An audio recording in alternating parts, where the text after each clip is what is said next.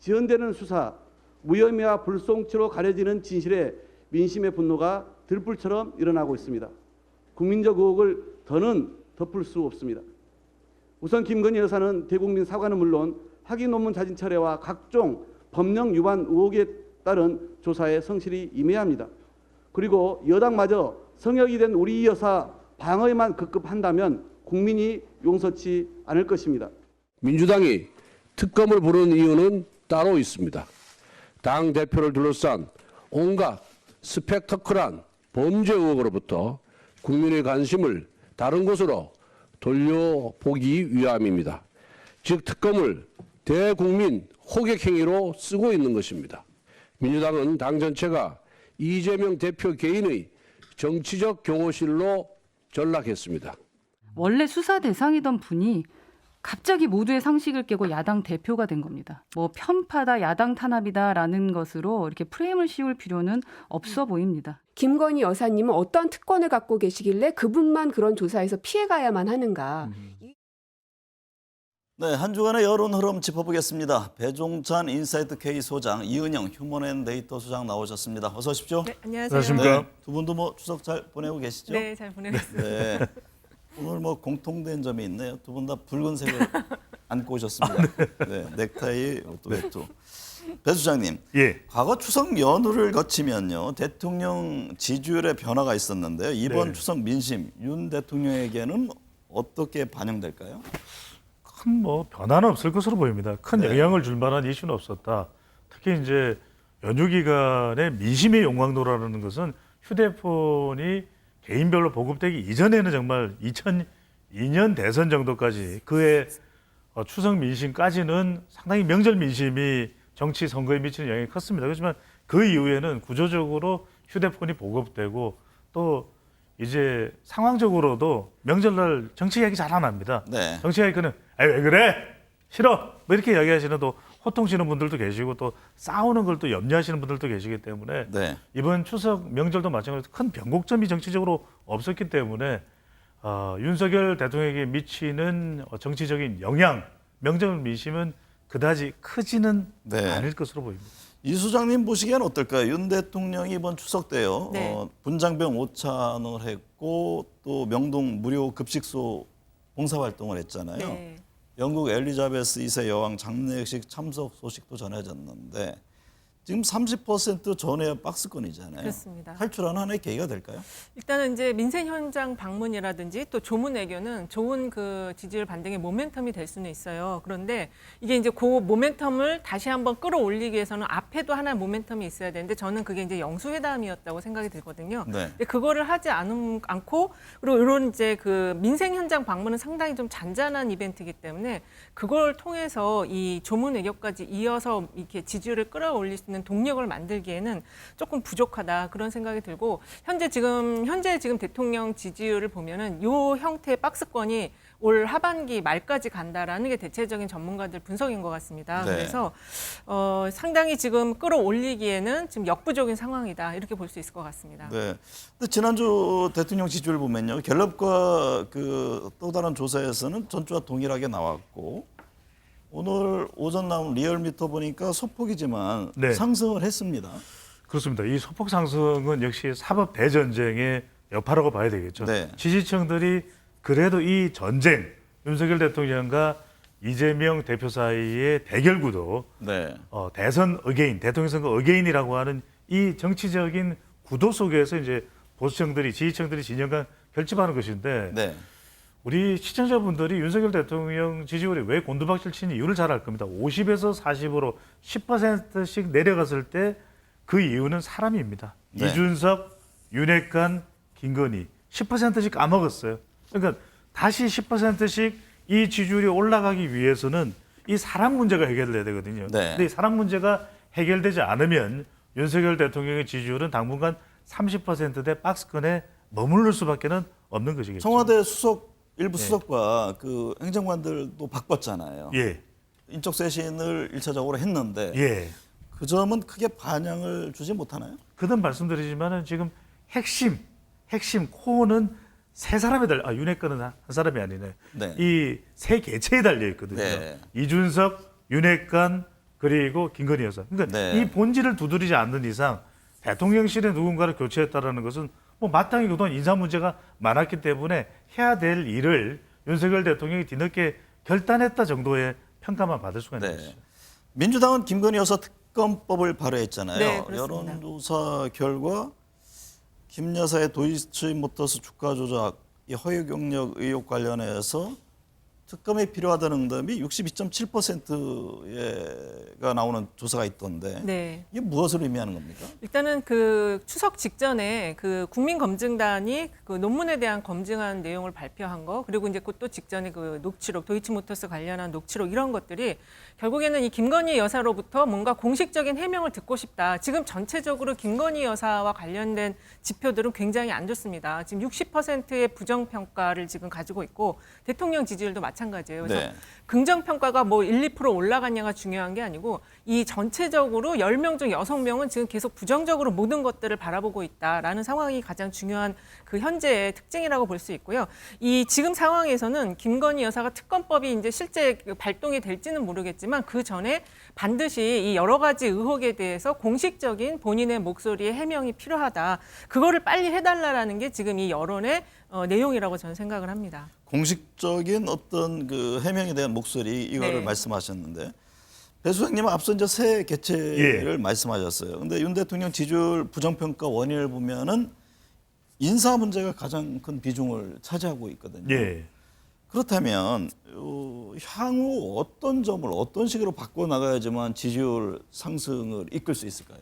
앞서 말씀드렸습니다. 이준석, 윤핵관, 네. 김건희 여사 먼저 해결해야 됩니다. 네. 다른 인사는 이제는 윤석열 대통령에게 미치는 영향은 부분적일 수밖에 없는 것이거든요. 네. 김건희 여사와 관련된 내용들이 이렇게 60%대에 달할 정도로 부정적인 여론인 것은 네.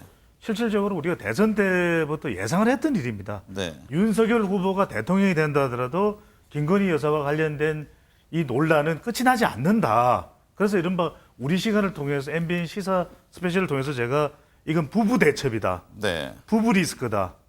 배우자가 대선을 결정한다. 이런 말씀 드렸는데 가장 좋은 해법은 지금 김건희 여사와 관련된 문제 어떤 부분은 보수층에서는 그런 이야기를 할 수 있어요. 아니 김건희 여사가 무슨 잘못을 했나. 네. 해야 될 일을 하는데 무조건적으로 비판하는 야당의 공세가 너무 심한 거 아니냐 이렇게 볼 수 있는데 그게 아니라 지금 2030 또 여성 가정주부층은 윤석열 대통령이 지지율을 끌어올려야 되는 응답자층이거든요. 네. 이들이 부정적으로 본다라는 겁니다.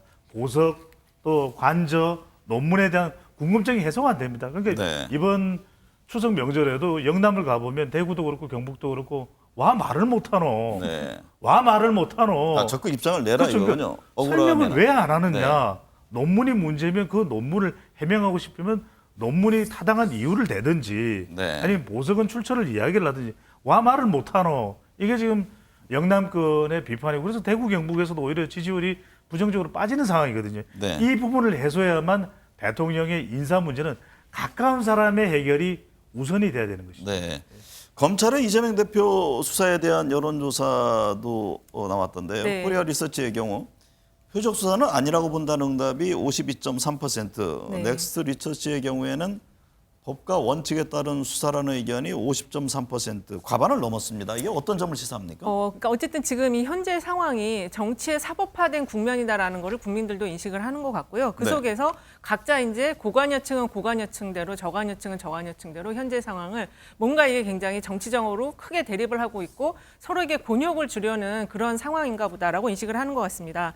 특히 이 지금 이재명 후보가 선거법 위반으로 3개가 이제 기소가 됐는데 실제로 기소는 2개만 됐거든요. 네. 그래서 지금 이 이재명 후보도 이 자기에게 지금 더 씌워지고 있는 이 사법적인 어떤 그런 위험 요인에 대해서는 추석 전이라는 상황 때문에 포토라인에 서는 거에 미치는 여파가 커서 나가지는 않았지만 결국 검찰이 수사가 들어가면 한 번 정도는 나갈 수밖에 없다. 네. 그러면 이제 그런 거에 대해서 어떤 내용에 지금 문제가 있는지를 좀 설명을 하는 그런 기회를 가진 다음에 사실 지금 추석 전에 배우자만 그 조사를 받으러 갔지 않습니까? 네. 그래서 이 이후에 대한 상황에 대해서도 미리 좀 설명을 해서 이 중간층, 중도층이 현재 상황에 대해서 좀 이해할 수 있게 그래서 자기 쪽으로 여론을 끌어들이는 이런 전략하에서 움직이는 것이 좀 필요하다. 사실 젊은 층은 이재명 후보가 나가서 조사 받는 게 필요하다는 의견이 좀 높은 상황이거든요. 마냥 피할 수만은 없고 전공법으로 가야 된다. 이런 그렇습니다. 말씀이신가요? 네, 네. 그렇습니다. 적법 수사는 받으라는 메시지가 이 여론조사에 담겨 있거든요. 그러니까 네. 이재명 대표가 소환 조사를 받는 것이 적절하냐, 아니면 표적 수사로서 부적절한 거냐. 그런데 여기서는 표적 수사가 아니라고 보는 의견이 표적 수사를 보는 의견보다도 약 10% 포인트 더 높거든요. 근데 네. 20, 30대는 더 압도적입니다. 네. 수사를 받으라는 겁니다. 표적 수사가 아니니까. 중도층도 마찬가지고. 그래서 이거 정치 보복으로 가는 건 안 될 겁니다. 그건 여론도 바라지 않고요. 하지만 진상 규명을 위한 것은 여전히 이재명 대표와 관련된 의혹들도 명쾌하게 다 해소되지는 않았거든요. 네. 그러니까 이건 적법 수사, 제대로 된 수사는 이재명 대표가 당당히 받아라. 네. 그래야 이재명 대표 개인도 온전할 수가 있는 것이고, 민주당도 이재명 리스크가 커지면 민주당도 이건 엄청난 큰 데미지를 입을 수밖에 없는 상황이거든요. 네. 그다음에 민주당을 위해서도 적법한 수사를 이재명 대표가 당당하게 받는 것은 필요하다는 의미죠. 짧게 덧붙이면 지금 김건희 여사 특검법과 자꾸 연동을 시키는 그런 흐름은 추석 이후에는 조금 분리하는 전략을 취하는 것도 좀 바람직하지 않을까 그런 생각이 듭니다. 네. 국민의힘과 이준석 전 대표 간 갈등 계속되고 있어요. 예. 윤석열 대통령은 당 내용에 선을 긋고 있는 모습인데 14일이죠. 새 비대위 출범을 두고 이준석 전 대표가 잇따라 신청한 가처분 신문이 예정돼 있는데 예. 결과 예측이 가능합니까? 쉽지는 않습니다. 그런데 네. 두 가지 요소를 잘 봐야 될 필요가 있는 것은 본질적으로 크게 달라진 건 없습니다. 지난 황정수 판사가 인용을 했던 가장 큰 이유는 비상 상황이라는 것도 아니고, 네. 그리고 이것이 당헌 당규에 절차적인 하자가 있었던 것도 아니고, 가장 핵심은 가처분 소송은 민사 소송입니다. 누군가의 이해와 이익이 돌이킬 수 없는 상황에 처하게 될 때 그것은 구제받아야 된다는 것이거든요. 그러니까 이준석 전 대표가 완전히 자기의 대표 자리가 상실되는 그 상황이 돌이킬 수 없다. 그건 네. 안 된다라는 것이거든요. 그렇다면 그 본질적인 건 달라지지 않았습니다. 그런데 여기서 상당히 재판부도 사법부도 부담스러울 수밖에 없는 것이 계속 가처분 소송을 연이어하고 있기 때문에 지금 이걸 이제 법원의 결정에 따라서 정당의 비대위의 운명이 결정되는 상당히 정치적인 결정이 사법부에 놓여 있는 부담스러운 상황이거든요. 네. 게다가 두 가지 법적인 하자가 되는 부분은 해소했습니다. 비상 상황과 관련된 부분, 그리고 이 최고위원들이 5명 중 4명이 사퇴를 해서, 선출직 최고위 사퇴를 해서 비상상으로 가서 비대위를 꾸리는 데까지는 이어졌는데, 저는 여전히 인용 가능성이 높지만 이게 14일 신문을 하고 나서 상당히 사법부의 부담, 정치적인 부담 이런 걸 생각한다면 기각 가능성도 조금은 열려 있다. 네.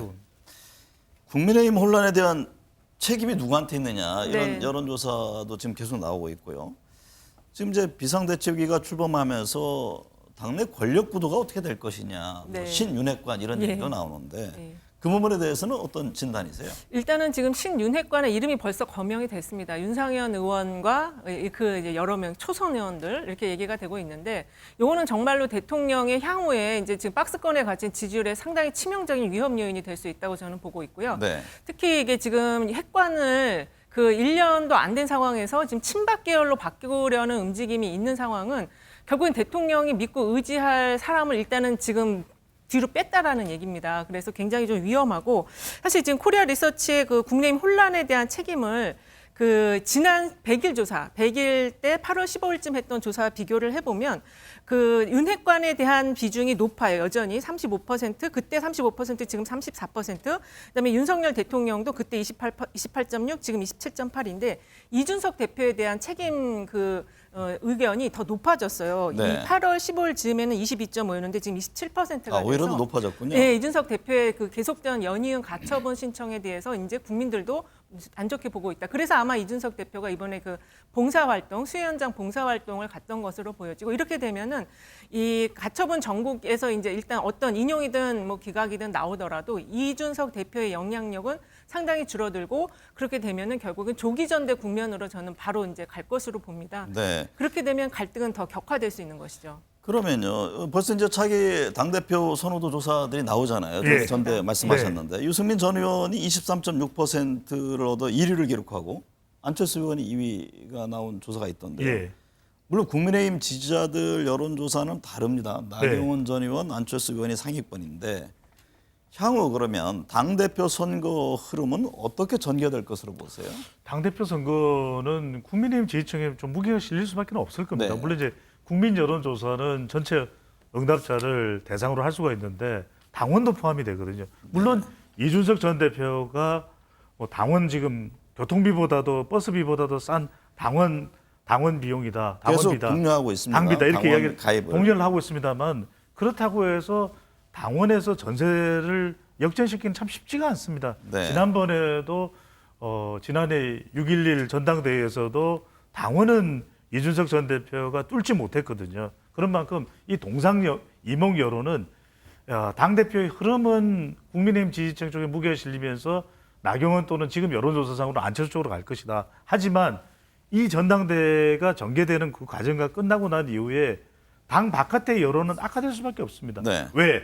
유승민 전 의원은 둘째치고 이준석 전 대표가 기회를 잡지 못했다. 이 파장은 중도층에 미치는 부정적인 여론이거든요. 이것을 새로운 당대표가 선출된다 하더라도 이준석 전 대표의 문제를 해결하지 못한다면 중도층 여론은 악화될 수밖에 없는 거죠. 네.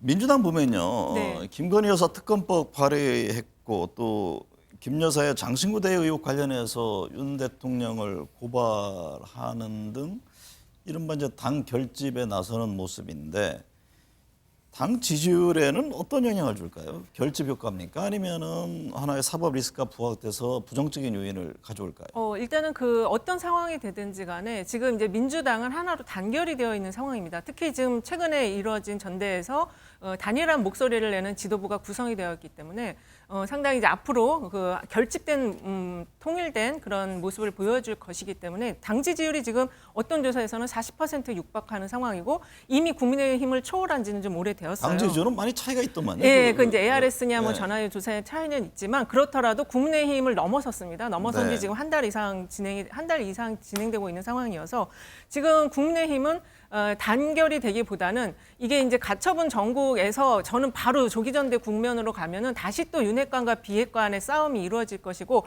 현재 여론조사는 유승민 의원을 가리키고 있거든요. 네. 그래서 이런 상황이면은 대통령의 그 기반이 돼야 될 힘이 돼야 될 동력이 돼야 될 당이 분열 상태로 가고 있기 때문에 네. 결국에는 이제 그게 바로 이어서 전대 국면이 끝나면 바로 이제 총선 국면으로 이어져요. 그래서 지금 일각에서는 민주당이 다시 또 일당이 되는 총선이 오는 것이 아니냐 이런 전망도 있습니다. 윤석열 대통령과 이재명 대표 간의 그 만남. 네. 이 대표가 이제 추석 연휴 직후에 만나자 제안했는데 앞서 이제 이 소장님은 부정적인 견해를 밝히셨는데 성사 여부 어떻게 보세요?